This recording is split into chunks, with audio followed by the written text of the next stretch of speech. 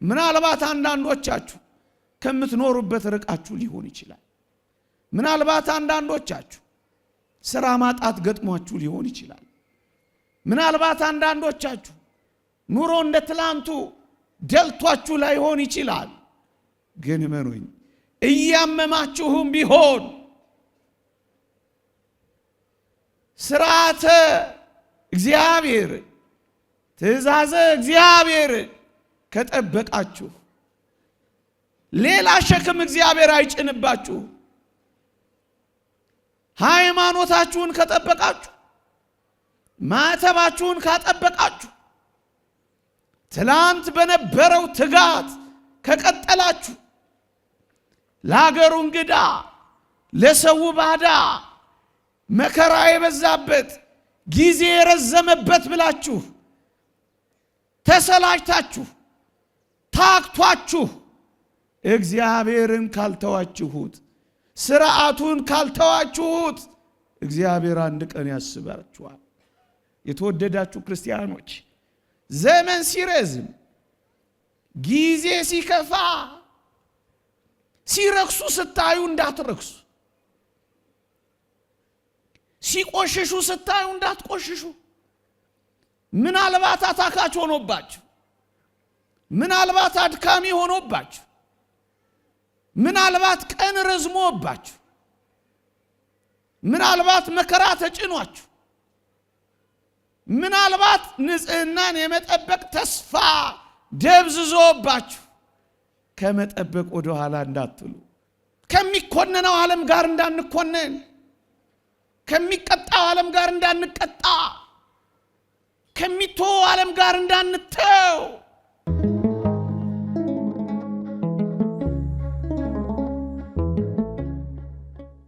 አጠር ላለች ደቂቃ የእግዚአብሔርን ቃል እንማራለን። ሌላ ሸክም አልጭነባችሁም፣ ያላችሁን ግን ጠብቁ። የዮሐንስ ራእየ ዮሐንስ ምዕራፍ 2 ቁጥር 24 ለጥቂት ደቂቃዎች የምንማርበት የትምህርታችን ኃይለ ቃል ነው። ያላችሁን ጠብቁ። እግዚአብሔርን የሚያምኑ እግዚአብሔርን አባቴ የሚሉ ያላቸውን ይጠብቃሉ።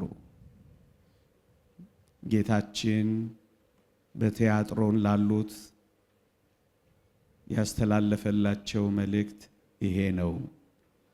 ሌላ ሸክም አልጭንባችሁም፣ ያላችሁን ግን ጠብቁ። እግዚአብሔርን የሚያገኙት ከእግዚአብሔር ጋር የሚሆኑት ያላቸውን የጠበቁ ናቸው። ይልቁንም እንደዚህ ዘመን እንዳለው አይነት ያለንን እንደመጠበቅ የሚያስፈልግ ነገር የለም። እስራኤል ከባርነት ለምን ነፃ የወጡ ይመስላችኋል? ለ430 ዘመን ገለባ እያመላለሱ ጭቃ እያቦኩ በጅራፍ እየተገረፉ በባርነት ይማቅቁ ነበር እስራኤል። ታዲያ እስራኤልን እግዚአብሔር ለምን ነፃ ያወጣቸው ይመስላችኋል? ለምን የተመለከታቸው ይመስላችኋል? ለምን ጩኸታቸውን የሰማ ይመስላችኋል? ለምን ከብዙ ዘመናት በኋላ እግዚአብሔር ያሰባቸው ይመስላችኋል? 4 እስራኤላውያን በግብፅ ምድር የጠበቋቸው ነገሮች ስለነበሩ ነው። እደግመዋለሁ። የእግዚአብሔር ቸርነት አንድ ነው። እግዚአብሔር በአባቶቻቸው ደስ መሰኘቱ ሌላ ጉዳይ ነው። እስራኤል ግን በዚያ በምድረ በዳ በስደት 4 ነገሮችን ጠብቀው ነበረ። ለዚያ ነው እግዚአብሔር ነፃ ያወጣቸው። ለዛ ነው እግዚአብሔር መከራቸውን የሚያየው። ለዛ ነው እግዚአብሔር የመጎብኘታቸውን ዘመን ያቀረበው። ወገኖቼ እነዚህን ነገር ቢጠብቁ ጊዜ ነው እግዚአብሔር ተስፋቸውን የፈጸመላቸው። እዩ፣ አንደኛ ግዝረታቸውን በመፈጸም ጠብቀዋል። ሁለተኛ ስማቸውን አልቀየሩም ነበረ። ሶስተኛ ቋንቋቸውን አልደባለቁም ነበረ። አራተኛ ምስጢረ ተስፋቸውን ለማንም አልገለጡም ነበረ። የተወደዳችሁ ክርስቲያኖች በስደት ነው ያሉት፣ በመከራ ነው ያሉት። ከሀገራቸው ከተሰደዱ ከቀያቸው ከራቁ ብዙ ዘመን ሆኗቸዋል። የባዳነት ስሜት አለ፣ የእንግድነት ስሜት አለ። ከዚህ ሁሉ በላይ ግን በሚያም ስራና በአስጨናቂ ቀንበር ስር ወድቀዋል። እስራኤል ግን ምን እንደሚያደርጉ ታውቃላችሁ? በባዕድ ምድር በእንግዶች አገር በዚያ ሁሉ መከራ በዚያ ሁሉ ጭንቅ የእግዚአብሔርን ሥራ አጠብቀው ነበረ። ዘመን ረዝሟል ብለው የእግዚአብሔርን ሥርዓት አልተውም ነበረ። ለአገሩ እንግዳ ነኝ፣ ለሰው ባዳ ነኝ ብለው የእግዚአብሔርን ትእዛዛት ችላ አላሉም ነበረ። ወገኖቼ መከራው ሲበዛ፣ ጅራፉ ሲበዛ፣ ስቃዩ ሲበዛ፣ ቀንበሩ ሲበዛ ከእንግዲህ ወዲህ የእግዚአብሔርን ትእዛዛት መፈጸም ለኛ ምናችን ነው አላሉም። ይልቁኑ ሥርዓተ ግዝረታቸውን እየፈጸሙ መኖር ጀመሩ። ወገኖቼ ግዝረት እግዚአብሔር የሰጣቸው ሥርዓት ናት። በምድራቸው ብቻ አይደለም፣ ያለ ምድራቸውም ይፈጽሟት ጀመረ። እግዚአብሔር ያሳያችሁ፣ ልዑል ያመልክታችሁ። ሲገዘሩ ይቆስላሉ፣ ሲቆስሉ ይደማሉ። ቁስሉ ከባድ ሥራ አሰራቸውም። ጭቃ ነው የሚያቦኩት፣ ገለባ ነው የሚያመላልሱት። በጣም ያማል። ያውም አስታማሚ የላቸው፣ ያውም ጠያቂ የላቸው፣ ያውም ተንከባካቢ የላቸው። ግን ምን ያረጉ ነበር? ሥርዓተ ግዝረታቸውን ይፈጽሙ ነበር።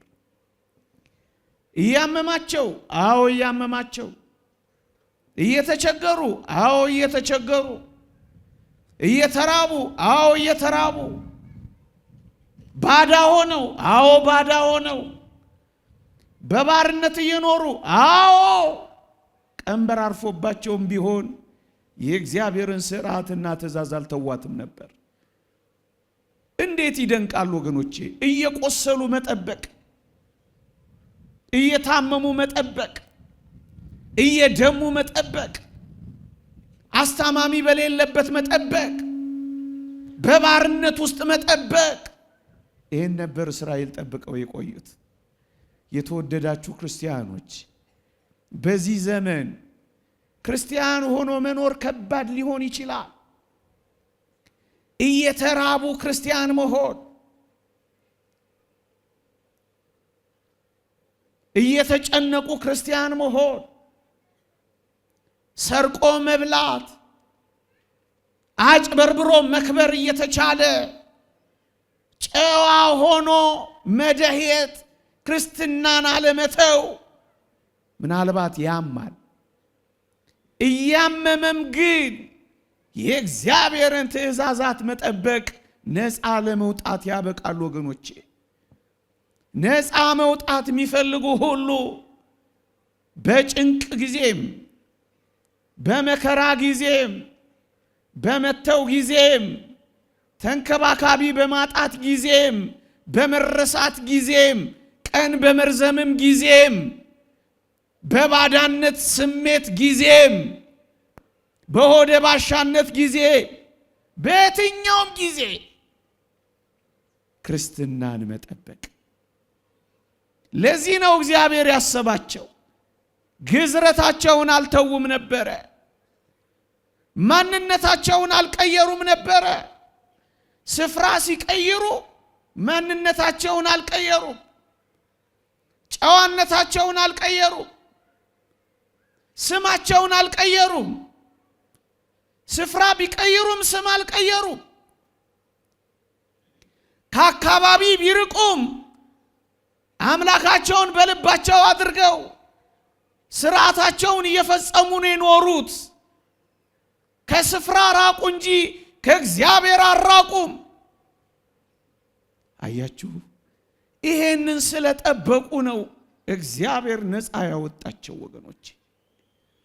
ምናልባት አንዳንዶቻችሁ ከምትኖሩበት ርቃችሁ ሊሆን ይችላል። ምናልባት አንዳንዶቻችሁ ስራ ማጣት ገጥሟችሁ ሊሆን ይችላል። ምናልባት አንዳንዶቻችሁ ኑሮ እንደ ትላንቱ ደልቷችሁ ላይሆን ይችላል። ግን እመኑኝ፣ እያመማችሁም ቢሆን ስርዓተ እግዚአብሔር ትእዛዘ እግዚአብሔር ከጠበቃችሁ ሌላ ሸክም እግዚአብሔር አይጭንባችሁ። ሃይማኖታችሁን ከጠበቃችሁ፣ ማተባችሁን ካጠበቃችሁ፣ ትላንት በነበረው ትጋት ከቀጠላችሁ፣ ለሀገሩ እንግዳ ለሰው ባዳ መከራ የበዛበት ጊዜ የረዘመበት ብላችሁ ተሰላችታችሁ ታክቷችሁ እግዚአብሔርን ካልተዋችሁት፣ ስርዓቱን ካልተዋችሁት እግዚአብሔር አንድ ቀን ያስባችኋል። ግዝረታቸውን አልተውም። ቋንቋቸውን አልደባለቁም። ክርስትና ቋንቋችን ነው። ፍቅር ቋንቋችን ነው። ጨዋነት ቋንቋችን ነው። ሰውን ሁሉ መውደድ ቋንቋችን ነው። ንግግራችን በጨው እንደተቀመመ እንደ እግዚአብሔር ቃል ነው። ምስጋናችን ቋንቋችን ነው። ዝማሪያችን ቋንቋችን ነው። ሌላ ባዕድ ቋንቋ ካልቀላቀላችሁ፣ እግዚአብሔርን ካላማችሁት፣ እግዚአብሔርን ካልሰደባችሁት፣ እግዚአብሔርን ችላ ካላላችሁት፣ በትላንቱ ምስጋና ከቀጠላችሁ፣ በትላንት ማንነታቸውን ነው ያልቀየሩት። ስም አለመቀየር ማንነትን አለመቀየር ነው። ቋንቋን አለመቀየር ማንነትን አለመቀየር ነው። አያችሁ፣ ትእዛዝም ጠብቀዋል፣ ማንነታቸውንም ላለማጥፋት ታግለዋል። እናንተ ክርስቲያኖች ናችሁ። እናንተ ባለማተሞች ናችሁ። እናንተ ባለ ተስፋዎች ናችሁ። እግዚአብሔር አንድ ቀን ነፃ እንደሚያወጣቸው ያውቃሉ። በዚህ ነገር ተስፋ ሳይቆርጡ መኖር ጀምረዋል። ምስጢረ ተስፋቸውን ለማንም አልገለጡም። 4 ነገሮች ስለጠበቁ፣ ግዝረታቸውን ስለፈጸሙ፣ ስማቸውን ስላልቀየሩ፣ ቋንቋቸውን ስላልደበላለቁ፣ ምስጢረ ተስፋቸውን ለማንም ስላልገለጡ፣ በተስፋ ስለኖሩ እግዚአብሔር ከባርነት ቀንበር አወጣቸው። እግዚአብሔር ቀንበሩን ሰበረላቸው።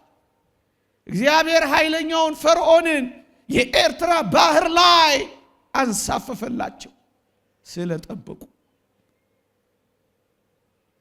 ሌላ ሸክም አልጭንባችሁ፣ ያላችሁን ግን ጠብቁ። ጨዋነታችሁን ጠብቁ። እንደ ቅዱስ ዮሴፍ ያለ ሰው ለምን እግዚአብሔር ከዝቅታ ወደ ከፍታ እንዳወጣው ታውቃላችሁ? ከባርነት ወደ ጌትነት ለምን እንደመለሰው ታውቃላችሁ? ከተጣለ ማንነት ወደ ከበረ ማንነት ለምን እንዳመጣው ታውቃላችሁ? ንጽህናውን ጠብቋል። የእግዚአብሔርን ትእዛዛት ደግሞም የተስፋውን ምስጢር ብቻ አይደለም እግዚአብሔር ነፃ እንዲያወጣቸው የሚፈልጉ ሁሉ እንደ ቅዱስ ዮሴፍ በየትኛውም ስፍራ በየትኛውም ዘመን በየትኛውም ሁኔታ በየትኛውም አኗኗር ንጽህናቸውን ይጠብቃሉ። እግዚአብሔር በተስፋ ነፃ እንዲያወጣው የሚፈልግ ሁሉ ወደ ጥንት ክብሩ ከፍ ወዳለ ልዕልናው ደግሞም ከሁሉ በላይ ወደ ሆነው ወደ ዘላለም ሕይወት እንዲጠራው የሚፈልግ ሁሉ ታግሎም ቢሆን ንጽህናውን ይጠብቃል። የተወደዳችሁ ክርስቲያኖች ዘመን ሲረዝም ጊዜ ሲከፋ ሲረክሱ ስታዩ እንዳትረክሱ፣ ሲቆሽሹ ስታዩ እንዳትቆሽሹ።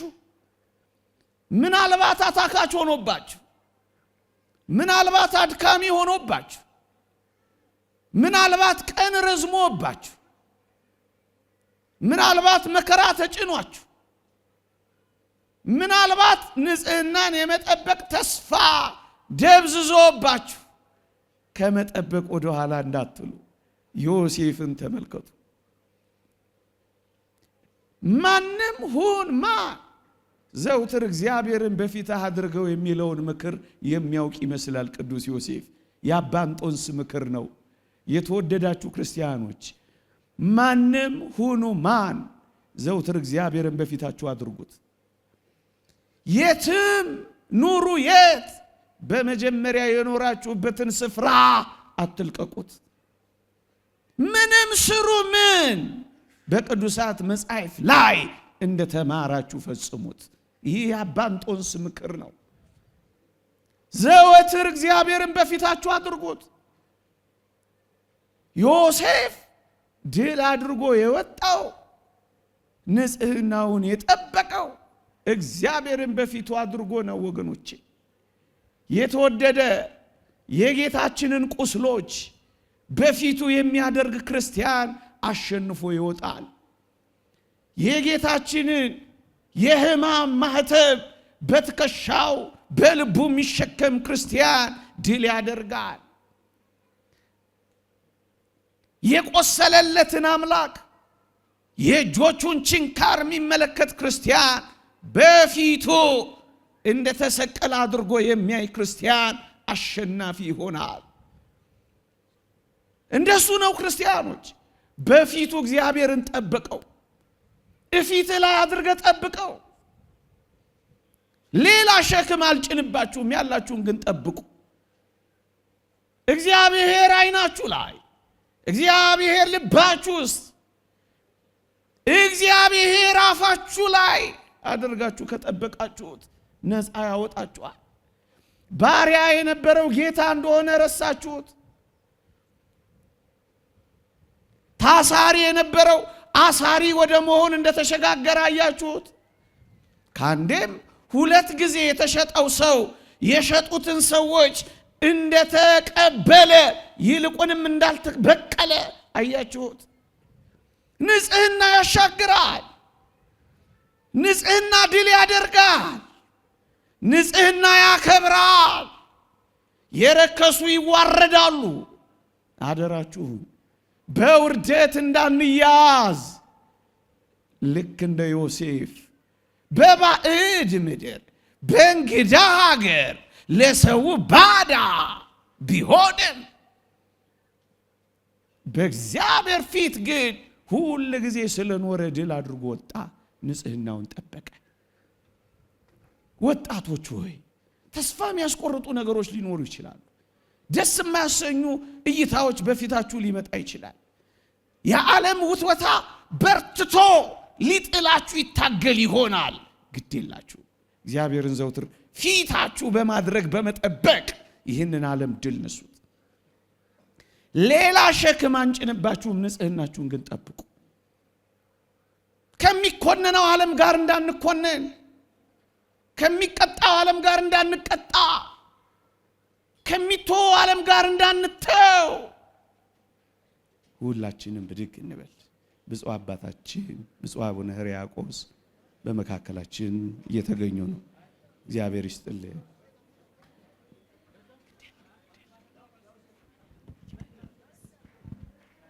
ሁላችሁም ቆም ብላችሁ ብፁዕነታቸውን እንቀበላለን።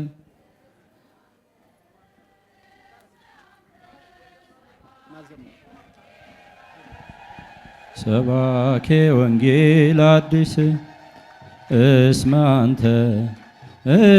አንተ ሰባኬ ወንጌል አዲስ ሰባኬ ወንጌል አዲስ ኦ አባ ቅዱስ ሌላ ሸክም አልጭንባችሁም። ያላችሁን ግን ቢያንስ ርዕሱን በመንገር አትተባበሩኝም? ያላችሁን ሌላ ሸክም አልጭንባችሁም። ያላችሁን ግን ምን በሉ? ያላችሁን ግን ጠብቁ። ክርስትናችሁን፣ የእግዚአብሔርን ትእዛዛት፣ ማንነታችሁን ጠብቁት። ንጽህናችሁን ጠብቁት። መንፈሳዊነታችሁን ጠብቁት። እሱ ነው ሐሳቤ። በየትኛውም ሁኔታ፣ በየትኛውም ቦታ፣ በየትኛውም የኑሮ ደረጃ፣ በየትኛውም ያኗኗር እርከን መንፈሳዊነታችሁን ጠብቁት ነው።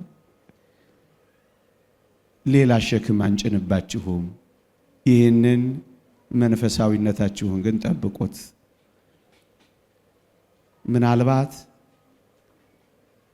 በአስጨናቂ የኑሮ ሁኔታ ውስጥም ሊሆን ይችላል። ደግሞ ከፍ ባለ ነገርም ውስጥ ሊሆን ይችላል። እሱን ጠብቁት። እሱን ለማለት ነው።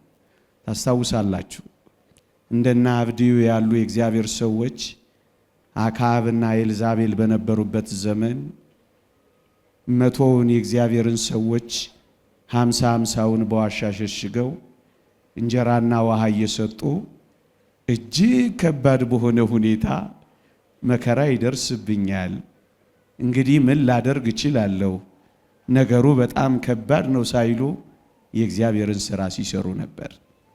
አንዳንዴ ዘመን እያከበድ፣ አንዳንዴ እንዲህና እንዲያ ያለው ነገር የሚያስኖር አይደለም እያል የእግዚአብሔርን ሥራ ሳንሰራ እንዳንቀር በየትኛውም ያኗኗር ሁኔታ የእግዚአብሔርን ሥራ እንድንሰራ ይህንን በመስራት ጠብቁት ለማለት ነው። ወገኖቼ ክርስትና በየትኛውም ሁኔታ ውስጥ የሚኖር ሕይወት ነው። ላስታውሳችሁ የሄሮድስ የጦር ኃይል አዛዥ የኩዛ ሚስት ክርስቲያን ሆናለች እኮ። እግዚአብሔር ያሳያችሁ። እግዚአብሔር በሄሮድስ አፍንጫ ስር ክርስትናን እኮ ይሰራ ነበረ። ታዲያ ማን ምክንያት አለው? እንዲህና እንዲያ እየኖርኩ እንዴት ክርስቲያን ልሆን እችላለሁ ብለን ልንናገር እንችላለን? እግዚአብሔር በሄሮድስ የጦር ኃይል አዛዥ ቤት ክርስቲያኖች ከነበሩት እኛ እነማን ቤት ሆነን ነው ክርስትናችንን መጠበቅ ያቃተን? ለዚህ ነው ሄሮድስም ቤት ሁኑ፣ ቄሳርም ቤት ሁኑ፣ ክርስቲያን መሆን ግን ትችላላችሁ። እንዴ የቅዱስ ጳውሎስን መልእክት አላነበባችሁ? ከቄሳር ቤተሰቦች ሰላምታ ያቀርቡላችኋል እኮ ያለው እግዚአብሔር ቄሳር ቤት ውስጥ ክርስትናን ስለሰራ ነው። በሰማይታት መቃጠል ውስጥ የአንዳንዶችን ልብ እግዚአብሔር ያቀጣጥል ነበር። ክርስቲያኖች በሰማይታት የመንደድ አመድ ውስጥ እግዚአብሔር ክርስቲያኖችን ይተክል እንደነበር አታውቁም? እግዚአብሔር ያሳያችሁ። በዛ ጨካኝ በኔሮን ቄሳር ቤት ውስጥ እግዚአብሔር ክርስትና ነበረው። እግዚአብሔር መንፈሳውያን ነበሩ። በየትኛውም ያኗኗር ሁኔታ ውስጥ በየትኛውም ሕይወት ውስጥ ክርስትናችሁን ጠብቁት ለማለት ነው። በአስጨናቂ ሁኔታ ውስጥ እንደ ኤልዛቤልና እንደ አክዓብ ባሉ ውስጥ እና አብድዩ ከነበሩ ዛሬኛ ክርስቲያን መሆን የሚያስችለን ምንም ነገር እንደሌለ አይረዳችሁ? የተወደዳችሁ ክርስቲያኖች እንዴ ላስታውሳችሁ በየትኛውም ያኗኗር ሁኔታ ውስጥ እግዚአብሔርን አክብረው የኖሩትን እነ ዳዊትን አታስታውሱ? በረኝነትም በስመ እግዚአብሔር ነው የኖረው። ንጉስም ሲሆን እንባውን ከእንጀራውና ከመጠጡ ጋር እየደባለቀ ነው የኖረው። ልጁም አቤሴሎም ሲያሳድደው፣ ሳኦልም ምድረ በዳ ለምድረ በዳ ሲያንከራትተው፣ ዳዊት በምድረ በዳ ምድረ በዳውን ቅድስተ ቅዱሳን አድርጎ እግዚአብሔርን ያመሰግን ነበር። ለዳዊት ቅድስተ ቅዱሳኑ ምድረ በዳው ነበር። ወገኖቼ በዚህ ዘመን ላሉ የበረሃ ተጋዳዮች በረሃው ቅድስተ ቅዱሳን እንደሆናቸው፣ በረሃው ማህሌት እንደሆናቸው፣ ምድረ በዳው ሰዓታቱ ቅኔ ማህሌት እንደሆናቸው ለዳዊትም እንደሱ ነበር። ወገኖቼ ክርስቲያኖች እስኪ ብዙ የመዝሙረ ዳዊትን ተመልከቱ። በኤዶምያስ ምድረ በዳ የዳዊት መዝሙር እኮ ነው የሚለው። ዳዊት እግዚአብሔርን ያመሰገነው በምድረ በዳዎች እኮ ነው። የምን ማጉረምረም ነው? ክርስቲያኖች ለምን ምድረ በዳ አትወድቁም? ዘምሩለት፣ ተቀኙለት፣ አክብሩት፣ አወድሱት፣ አትለወጡበት። በየትኛውም ያኗኗር ሁኔታ ለምን ምድረ በዳ አትወድቁም? ይሄው ዳዊትን ተመልከቱት። በይሁዳ ምድረ በዳ የዳዊት መዝሙር ሲል ታገኙታላችሁ። በምድረ በዳ ይዘምራል። በረኝነትም በንግስናም ያው ነው።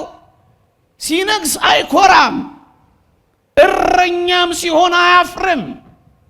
እግዚአብሔር የሚያውቁ ሰዎች እንደዚህ ናቸው። ወገኖቼ ለምን እንደ ጃንደረባው ገንዘብ ያዥ አትሆኑ? ለምን እንደ ልድያ የሐር ነጋዴ አትሆኑ? ለምን እንደ አስካፍ ቤተ መንግስት አትገቡም? ክርስትና የትም ቦታ የሚጠበቅ ሃይማኖት ነው ወገኖቼ። ባለስልጣኑም ሆኑ ተራ እንደ ሰብአ ሰገል ባለማረግ ሆኑ፣ እንደረኞቹም ተርታ ሆናችሁ ተቆጠሩ። ግን ለእግዚአብሔር ዘምሩ። በየትኛውም ሁኔታ ይህንን ጠብቁ ክርስቲያኖች። መንፈሳዊነታችሁ በየትኛውም ቦታ በየትኛውም ሁኔታ ጠብቁት። ሌላ ሸክም አንጭንባችሁ፣ ያላችሁን ግን ጠብቁት።